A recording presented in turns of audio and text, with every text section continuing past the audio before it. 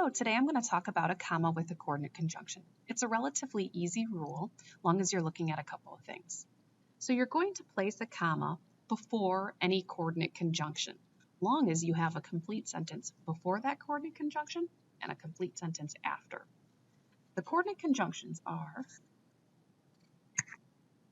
and, but, or, for, nor, yet, so.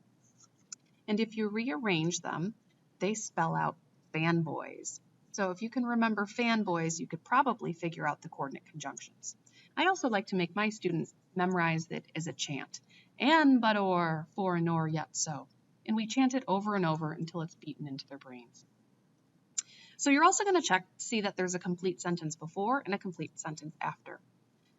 And so you're looking for a subject, and we're going to identify our subjects with an underline. And we're looking to see if there's a verb. And we're going to identify those with 2 lines underneath. So the example sentence I have here, Kevin is excited for his first performance, but he is also very nervous. So first, can you identify any coordinate conjunctions? Yes, but is a coordinate conjunction. So now what you're going to do is you're going to look at the part before the coordinate conjunction. Kevin is excited for his first performance. What verb or verbs can you identify? A verb is an action word. They're oftentimes things I can act out, like jump, skip, dance, swim, run. But some are helping linking verbs that aren't easy to act out, like was, am, is. Do you see any verbs? Yes, is. Always find your verb first because it makes finding your subject easier. Once you find your verb, ask yourself who or what is, and that is the subject. Who is? Kevin is. There's your subject. I could write Kevin is excited for his first performance and put a period and have it stand alone. But I want to combine the other half with it. He is also very nervous. Once again, is our verb.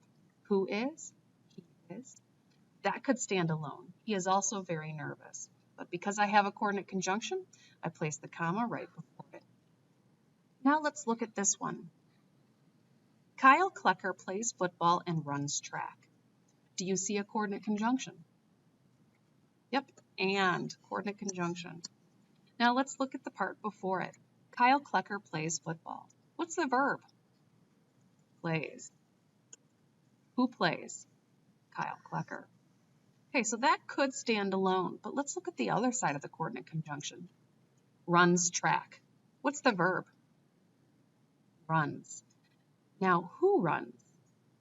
I'm only working with what's after the coordinate conjunction, runs track. It doesn't tell me who runs, so we're missing a subject. This couldn't stand alone as its own sentence. Because there's not a subject on this side, there's no comma before the and. And here's another one for you.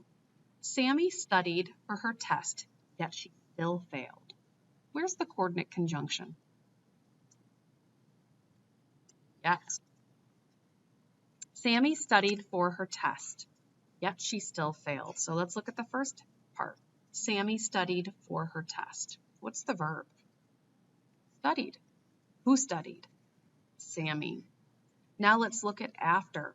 She still failed. What's the verb? Failed. Who failed? She. And so you put the comma right before the coordinate conjunction. I hope that helped.